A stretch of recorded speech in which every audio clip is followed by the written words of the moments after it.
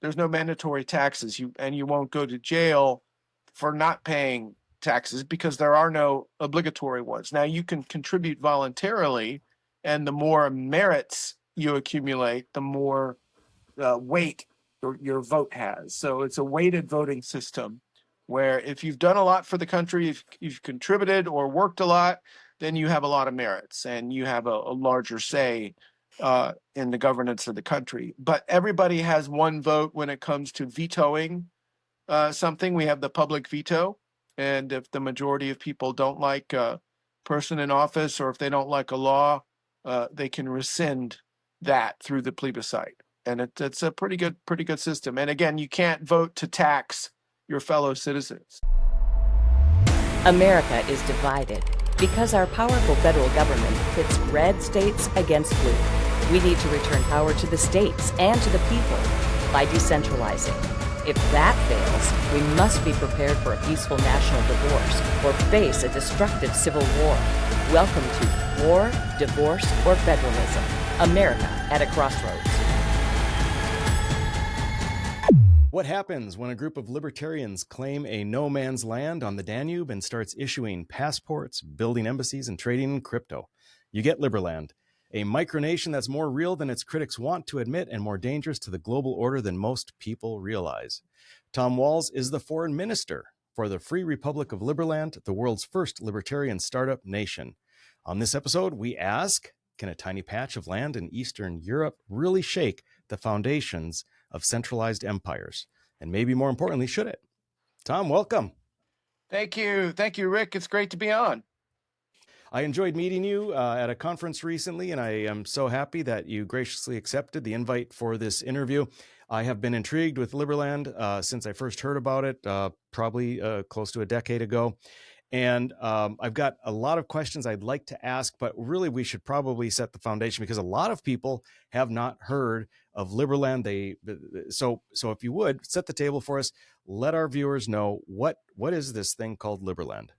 Okay, Liberland is a new country. The Free Republic of Liberland was founded about 10 years ago on April 13th, 2015. Now, some of you may know that that's Thomas Jefferson's birthday, and that was done on purpose. Jefferson and many of the United States founding fathers were direct inspirations for the formation of Liberland. You know, it's by taking these ideas, these classical liberal ideas that inspired the American Revolution and the founding of the United States, that also inspired us. They weren't the only inspiration, but they were certainly a large part of it. And we've been around for 10 years now, and we're stronger than ever, and we're certainly not going away.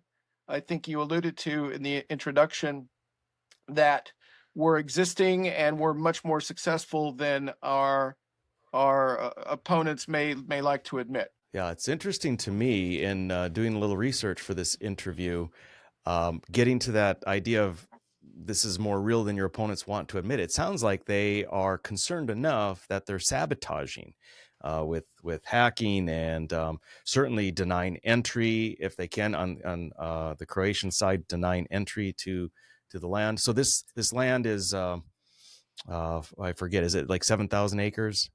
No, it's actually fairly small. As far as the total number of acres, I'd have to look that up, but it's about 3.5 square miles or 7 square kilometers. Okay. And it's a pretty fair size. Once you've been in it, you realize, wow, this is a pretty big place. And it's bigger than other countries. It's bigger than Monaco, for example. It's bigger than Vatican City.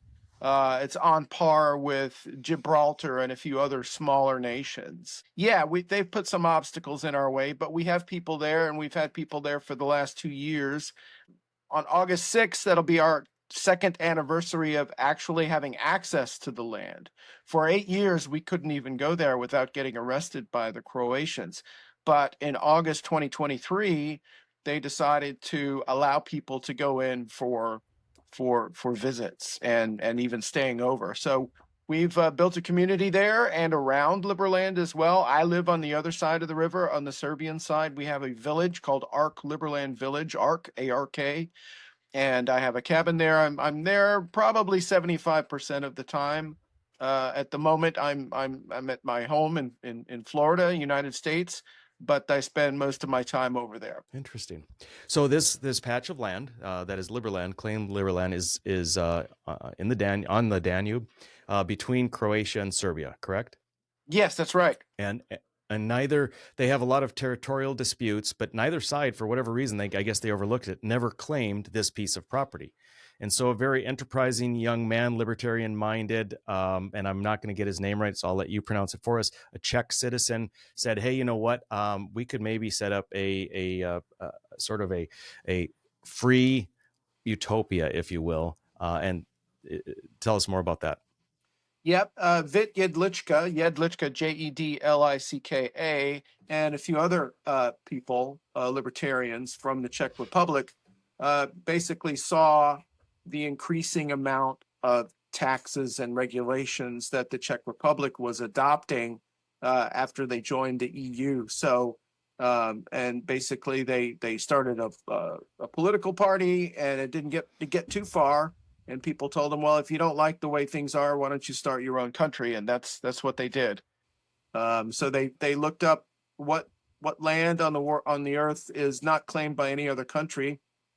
And there happened to be one piece of land in Europe, which was fairly accessible, that they went to and planted a flag there. Now, there's a few other pieces of land around the world that are also unclaimed by other countries formally. There's a patch of land between Egypt and Sudan, but the climate is very inhospitable. It's in a dusty, dry, desert, mountainous area. And, there's a dispute between those two countries, Egypt and Sudan, about who owns it. And it's called Bir Tawil. Some other people have claimed that, but again, it's very inaccessible, and it's not really a nice place to live. Also, parts of Antarctica are not really claimed by any other country. There's a few, research stations and a few other footholds there that some countries have. But again, who wants to live in Antarctica? Liberland is right on the Danube River, and it's a beautiful place. It's beautiful riverine forest. And of course, that's where a lot of the cruise ships go by. You can take a Danube River cruise and maybe start out in Vienna and go down to Budapest and all the way down to Novi Sad and Belgrade. And we see a lot of cruise ships going by just about every day. Huh. That's very interesting. I love that concept. It actually makes me want to take a cruise down the Danube just so I can see with my own eyes Liberland. One of the cruise companies does point out, hey, there's this, hey everybody, there's this piece of land right here on the right side, on the right riverbank that is neglected by its neighbors, but these other people have claimed it, and they called it Liberland. So we are part of the tour. The tour guides do include us in the sightseeing on the Danube cruise tours. Yeah. So a couple more things, just to, as I say, set the table now. So you've gained access in the last couple of years because the Croatians were preventing. There's a whole drama with that over the last few years. Are buildings erected yet on Liberland? We erected several buildings and about a month after they opened the border. And unfortunately, some of the Croatian Forest Administration personnel came in and destroyed it. The police came in and separated us from our belongings and the buildings. And the guys came in with chainsaws and a truck to haul everything away. So the buildings that we built on the mainland of Liberland, they destroyed. And we also were building a concrete building there, and they came in with a backhoe and destroyed that. However, on Liberty Island, which is also part of Liberland, it's right on the Danube, we built a couple of structures there, and they didn't touch them. We're building tree houses there now, and we're building a beach bar on that. We found out that's a place where they can't really access too easily with vehicles, so they tend to leave us alone there, and they know it's not theirs. The excuse they officially gave when they tore down our buildings was, well, we're cleaning up the forest here, and you guys have to let us do that. And it's not even Croatia. So our question is, where do they get the authority to come in and do that? Now, we have faced them in court, in Croatian courts, about various fines and violations that they tried to get us on. They were thrown out of court because the judge said, well, this isn't even our jurisdiction. So how can we prosecute this case? And we've tried to sue them in Croatian court, but both the prosecutor and the judge said, well, this is not in our jurisdiction, so this probably should be referred to another foreign court, but we'd have no information to help you with that. So they kind of admit it's not theirs, but they still give us problems. Basically, I know we'll get into this a little bit further into the interview, but there's basically no one to tell them no. There's no greater entity with a monopoly of force to tell them no. You can't do this. It used to be part of Serbia back in the day. Serbia has renounced any claim to Liberland. Croatia renounces any claim to Liberland because they want a much larger area of land, which happens to be on the other side of the river. So that's why why neither country wants the land that we call Liberland. So, but still, there's some complications with, use of force and who's the bully in the region, and it turns out they can do it because they can and they have the guns. So, but we're still there. They still allow us to go there. You can go there and spend the night. You can spend 7 nights. You can come in and out. You do have to show them your passport because you're leaving Croatia. They've established basically a de facto border crossing, right? And so you have to show their border police your passport, which is great because it establishes that there is a border between Liberland and Croatia. If Liberland was Croatia, you wouldn't have to show your passport when you leave Liberland to go to Croatia. It's exactly. Yeah. I like that I envision a thriving community some years down the road, freedom and prosperous. I like that you'll always be able, hopefully, to say that the longest standing structure in Liberland is a beach bar. And so I kind of enjoy that. Now you have, I think, 750,000 people who have applied for citizenship. Is that somewhere in that area? And of That's those, correct. how many have you accepted? There's people from every single country in the world have applied for Liberland citizenship, including North Korea. Yes, there are some people with internet access in North Korea, and some of them have applied for Liberland citizenship. Now, that's a lot of people. 750,000 is quite a few people, and they could probably physically fit in Liberland, but I don't think that's the way it's going to go. There are about 1,000 people who have Liberland citizenship. A number of them have passports, and some of them use their passports. It's not intended for travel right now, but it is accepted by about a little over a dozen countries in international travel. El Salvador actually accepted our passport in advance. So when we sent a delegation there a couple of years ago, they actually accepted our passport when we flew into the San Salvador airport. That's fantastic. Yeah, we also have, in addition to citizenship, we have the e-residency program. It's kind of like a first step to becoming a Liberlander. You can sign up on our website and become an e-resident. It's kind of inspired by the Estonian e-residency program, where you can get your Liberland e-residency. You can open a business in the Liberland ecosystem, and we're trying to add some more benefits to make it more attractive for people. Of course, people who support our idea are very eager to become e-residents and citizens, but we're thinking of adding some more value to people actually signing up and becoming e-residents, becoming citizens. Yeah, very cool. Was not aware of that. Back to El Salvador. So I think that's certainly hope, gives hope, inspires one to think that maybe will be something that continues with momentum in other countries. And I think El Salvador and Liberland share the appreciation of cryptocurrency.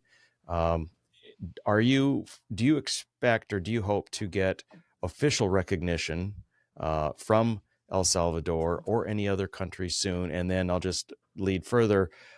Do you have hope, and maybe it's already been happening, talks with Javier Milei in Argentina, because that seems primed? I mean, Liberland is right up his alley with Austrian economics and so forth. He's already a fan, and our people have met with him on occasion. I actually wrote him a letter before he was elected president, and when he was a congressman in Argentina, just complimenting him on the work he's done over there. And we've got a lot of support in Argentina. We've sent 2 delegations. We attended his presidential inauguration.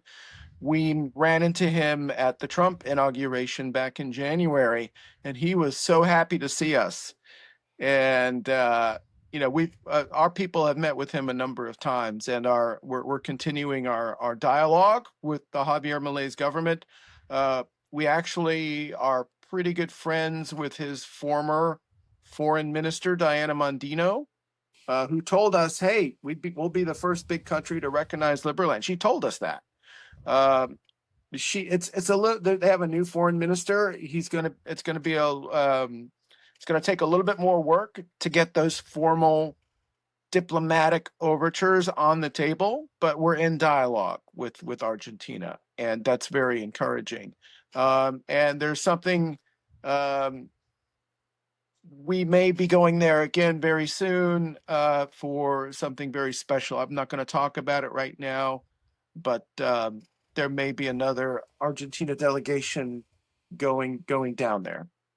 And we're working with other countries as well, other countries in Latin America, Caribbean, Africa, some other European nations. Actually, we had a delegation just come back from an Asian nation, which is fairly large. And we met the president and prime minister there, and also one of the biggest entrepreneurs in the country who's building smart cities over there. And he's totally into Bitcoin, totally into new technology and blockchain governance and things like that. So we're talking with people in a number of countries, not just El Salvador or Argentina, but with others as well. We've got a delegation going down to a Caribbean country this week.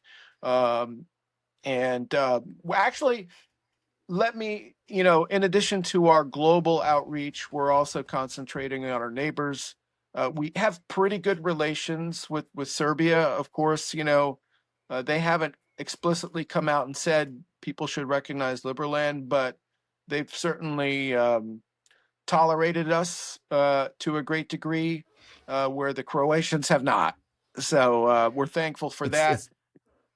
It seems like it would be in Serbia's best interest to recognize you, because Croatia wants to further take land beyond Liberland from Serbia, if I have that right. So I would think like they jump on board and say, yes, Liberland, it's real. Yeah. Well, they certainly deal with us fairly, and we're very appreciative of that. I think if some of the things we tried to do on the Croatian side that we do in Serbia, they'd probably, at least interrogate us. So I think we have a good working relationship with Serbia. They know that we want to bring benefits to the region. We want to bring employment, tourism, investment. We actually have a regional development plan, which will benefit both sides of the river. We've got some projections and some studies that we had done not too long ago that would demonstrate that our investment in a thriving Liberland and our free trade zone would certainly bring up the local GDP by a couple of points, even if we were really fully allowed to develop like we want to. We're getting some actual interest on the Croatian side as well. One of the challenges is that and I want to be careful what I say here, their intelligence services have positioned themselves in opposition to Liberland. We certainly don't want any kind of hostility or antagonism with them. We also want to convince them that we can make this a win-win situation. We can hire Croatians. We can help develop their infrastructure. We can invest in nearby cities that have seen a drain of people over the last 30 years. And they know that. They know they've lost people to emigration because there's no jobs there. When Yugoslavia broke apart and when they went to war, Croatia and Serbia, it was basically a region that was dying after the war ended. A lot of people just left that region. They went to the coast where there's some jobs in tourism and hospitality. Some of them left the country. They went to Germany or other countries. They came to the United States or Canada or UK. There's basically no jobs there. We want to turn that around. We can bring jobs there, and we have people who are interested in investing in the region. We just need to get through to decision makers on the Croatian side and convince them that it can be a win-win situation. We can bring benefits to them. They kind of look at it through this rusty old lens that, it's kind of a zero-sum game. They think, well, we're not taking away anything from them, but it sounds like to your average person who doesn't know the ins and outs of the border dispute, it sounds like, well, you could frame it like we're taking something away. We're not taking anything away. They don't even claim it, for goodness sake. So I think younger people are certainly more open to our perspective and our arguments and the opportunities that we have. But the police and the law enforcement and the border cops are under orders to make things difficult for us. So we want to turn that around. We want to reach to the people who are making those decisions and giving those orders and say, hey, you can benefit from this too. We don't want to, play cat and mouse with you guys all the time. We can build something that's great, and we can even hire a lot of your people, and they'd probably be paid better working for us. Sure, of course. Of course, we don't want to lose sight of our goal. We do want to be a sovereign, independent nation. But when it comes to Croatia, we found that's a little touchy.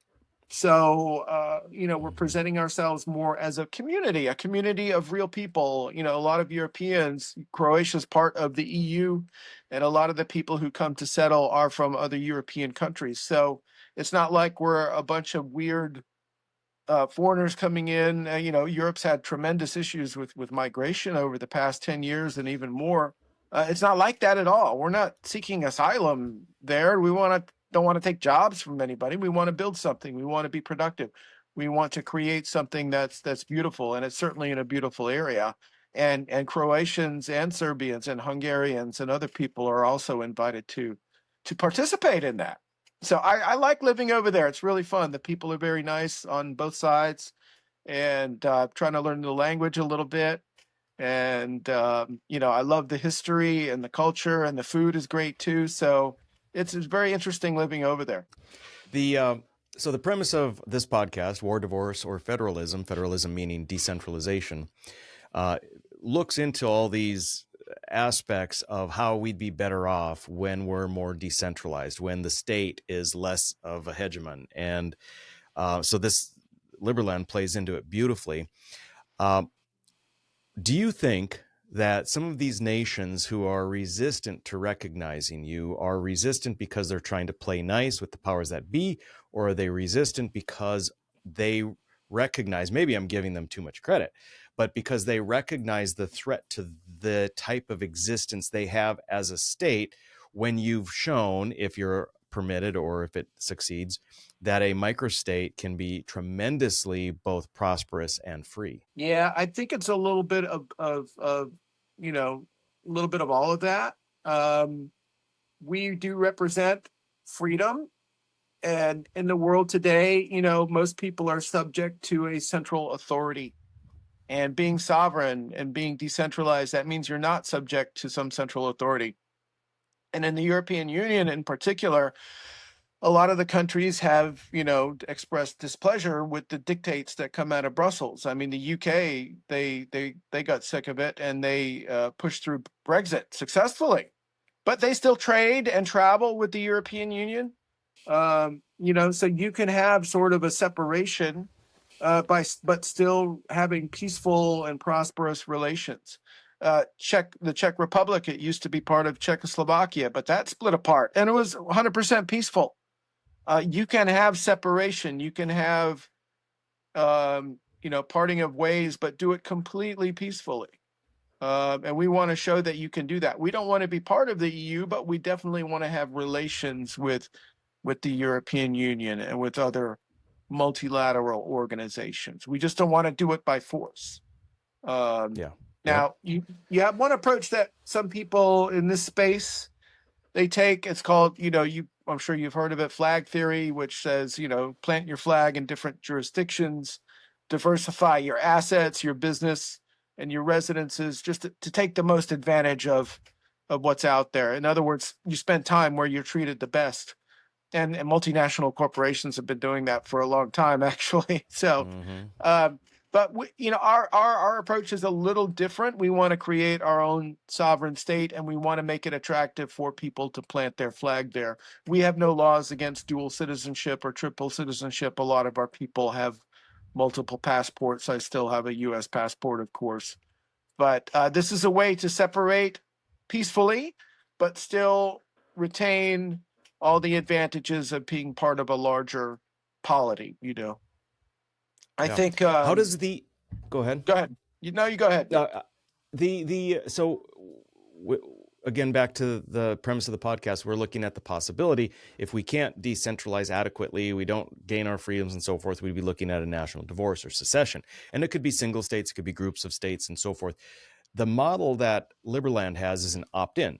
Citizens Yes. who are citizens because they wanted to be citizens. If you go back to John Locke's social contract, right? That's effective. They're like, hell yeah, I want to be part of Liberland. Is there anything from that model that you think, let's just say Texas, for example, because if they were to secede, they definitely want to be alone, not with a group of states. Do you see that they can apply that opt-in mentality somehow if they were to attempt secession? Yeah, I think they could. And who knows? That may Texit, may be a real thing at some point. We were both just out in California, and it was very interesting. There's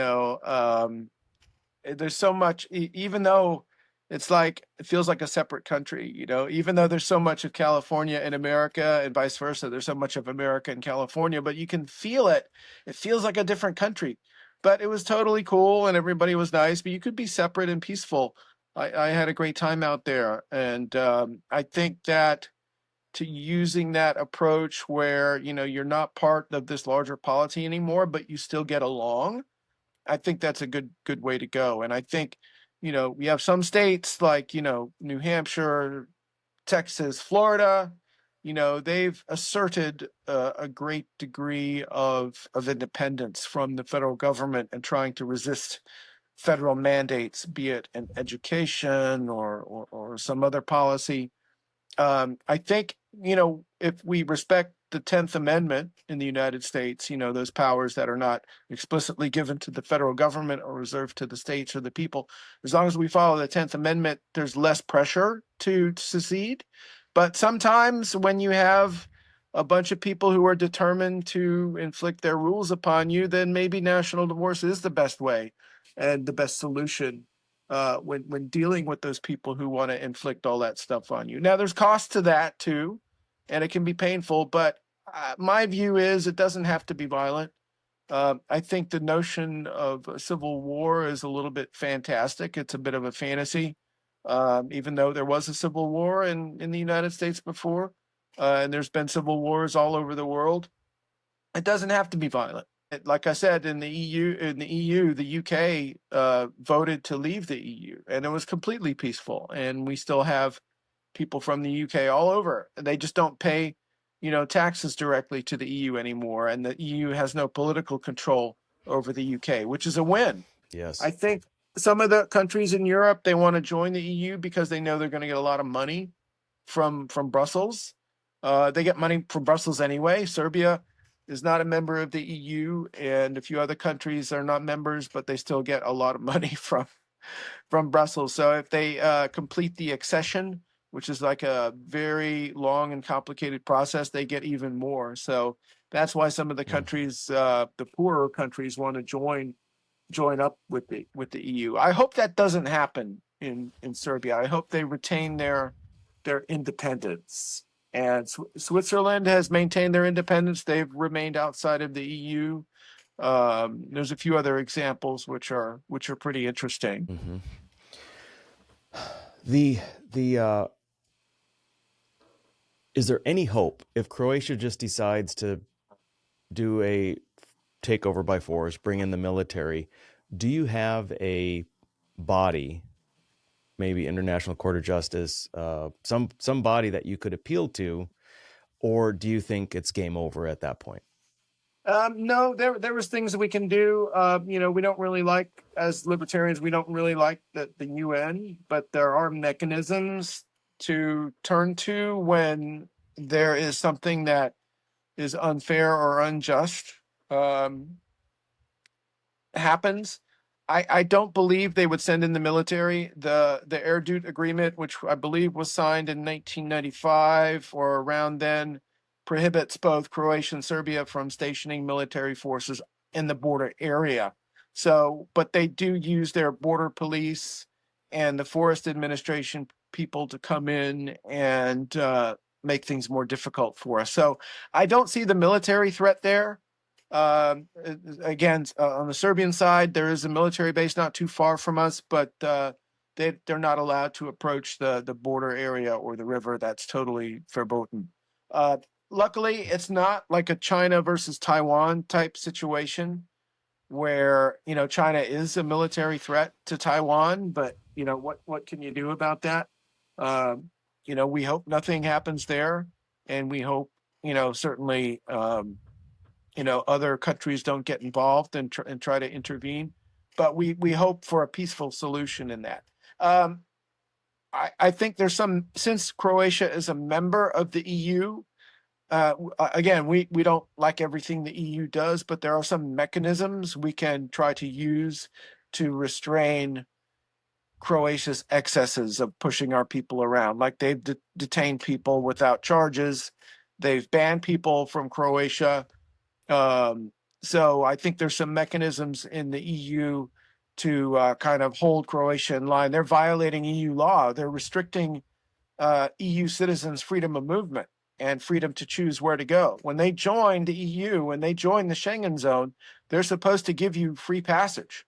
But they, in certain cases, they've banned 5 or 6 people from the area, usually people who take a leading role in the settlement of Liberland, just to get them out of the way. When you target the leadership, that that certainly makes things more challenging. But of course, they still let people in. If you want to come down and visit, you can just cross the border. The day they opened the border, I spent 8 days in Liberland, which is amazing. Yeah, that's very cool. Let me ask you now, once Liberland is able to become more established, get a constitution implemented, if I understand correctly, there's one written, a sort of a prototype constitution and ready to roll. Is that accurate? We do have a constitution. It's been through 3 iterations. The latest one is pretty good. I mean, it's still open to amendment. Basically, it's a fairly short constitution. It's one of the shortest ones in the world. I mean, there's pluses and minuses to that. But we feel it's fairly robust, and it guarantees the rights of the citizens, and it also ensures that citizens have a right to vote against legislation that the government passes. If the majority of people don't like something the government has done, they can reverse it. They can also vote out politicians or congressmen. They can also vote out judges. So I think we retain a lot of power in the hands of the people. Yeah, that's very that's enticing. I was reading on that, and what struck me is I found it so intriguing because if it's in some respects it's representative, you've got a parliament. In other respects, at almost at will, a citizen can call a referendum. There's effectively a plebiscite where everyone's voting to do what the people want. That's very much a democracy, which, generally speaking, true democracy, I would say, is quite dangerous. However, it sounds like it's voting based on token ownership. So it may be that people with more in the game, more skin in the game, have more voting. And also, correct me if I'm wrong, but if you're a welfare recipient, then you are not voting at that time. And now maybe those two things take care of the concerns I have with a democracy, a true democracy, which has been said to be, 2 wolves and a sheep voting on what to have for lunch. That's a good one. What do you say about that?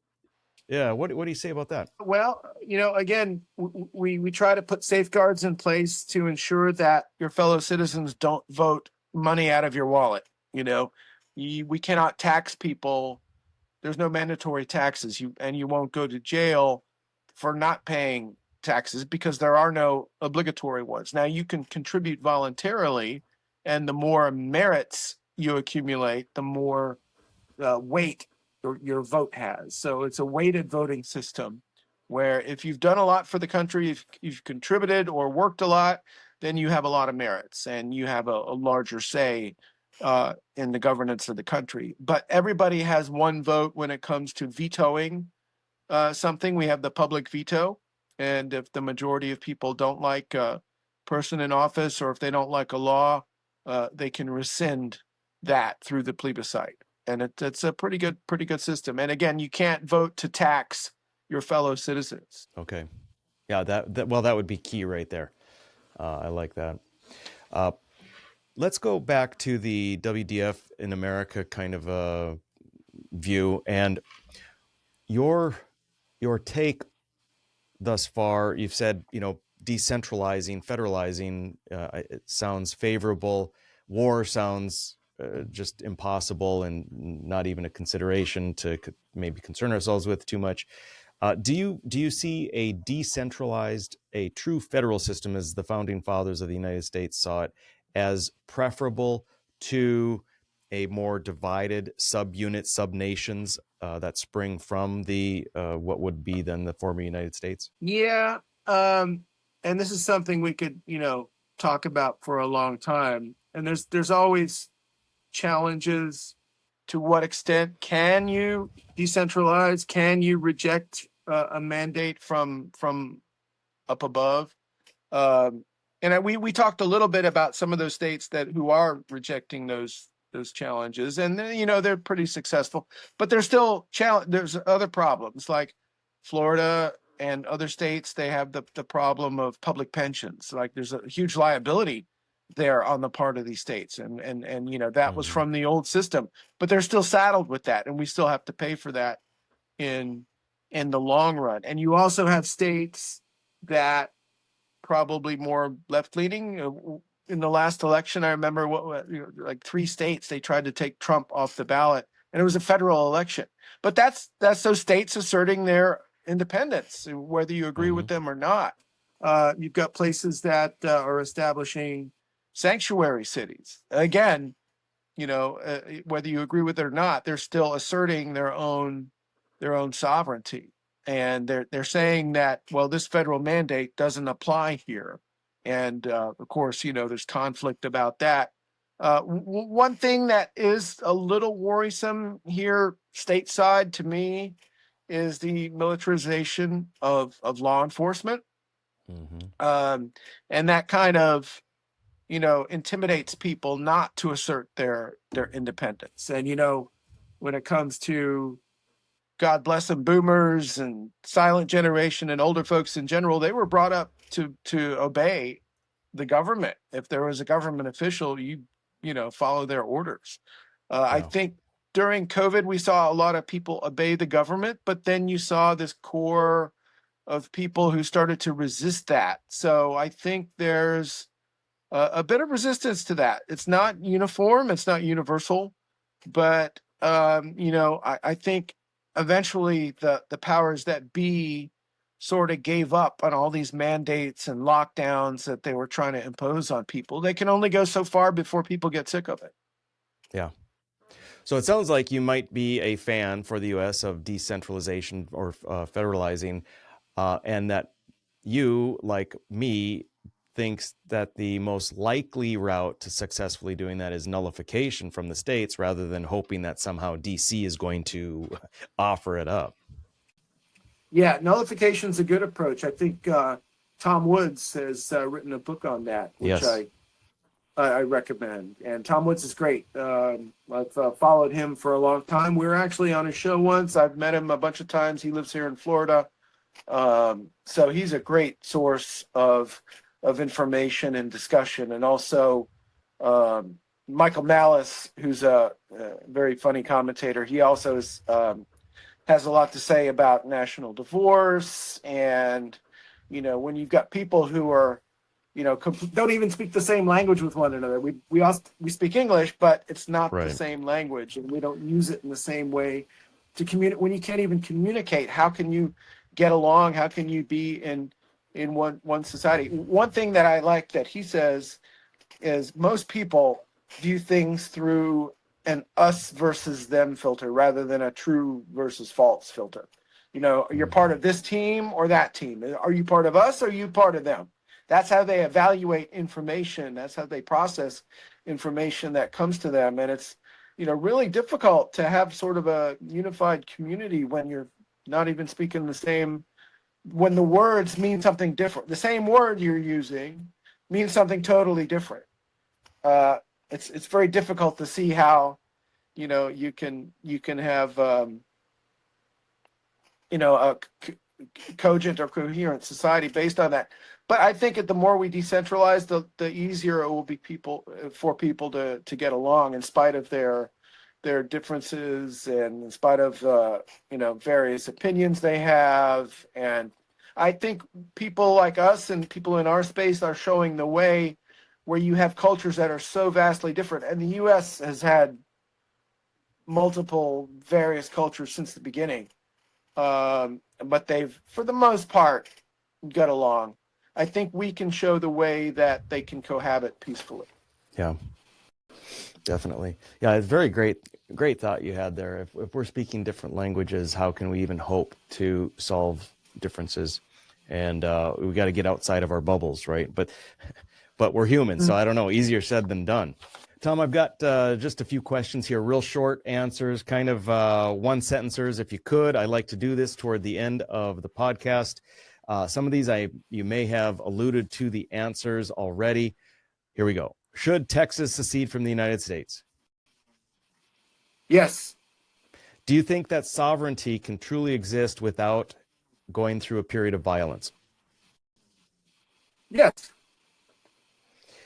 Do you think the United Nations is obsolete, and should it be done away with? Mostly. Do you find that it serves any good purpose? I think it's a good forum for, multinational initiatives, and there's some good things that it does. I mean, it's not completely useless, but it's certainly a huge bureaucracy, and, it's certainly a financial liability for a lot of countries. So I think 95% of it can be done away with. Which will collapse first, the European Union or the Fed, the U.S. Fed? Well, as an American, I would like to see the Fed go away first. Yes. I don't think that'll happen soon, but we may get a new Fed chairman in the near future. I don't know. I hope so. And European Union is a little shaky, even though we talked about some countries still wanting to join it because of the money, the financial issue. It'll certainly have less impact than it has had to date. Yeah. All right, last one. Will artificial intelligence strengthen or shatter nation states? I think it will change them. I think it will improve them to a certain extent. I don't think it will have much bearing on the existence of nation states because some of them will try to use AI to their own benefit. But to a great extent, I think it can make things more efficient. Excellent. Well, Tom Walls, Foreign Minister for the Free Republic of Liberland, thank you so much for being on. Can you just leave our viewers with where they can find you or Liberland more information? Sure. Our main website is liberland.org. I can be reached at foreign@liberland.org since I'm the Foreign Minister and in charge of that department. We have people all throughout the United States, people all throughout the world who are supporting Liberland, part of Liberland. We have meetups. We have events like our anniversary, our Floating Man Summer Festival in August, our Liberpulco Festival, which we do in conjunction with the Anarchapulco people in September.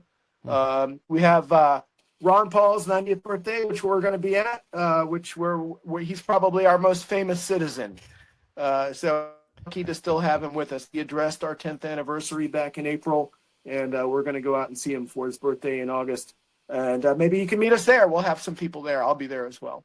Fantastic. Fantastic. All right, Tom, thanks so much for being on. Well, Rick, it's my pleasure anytime. All right.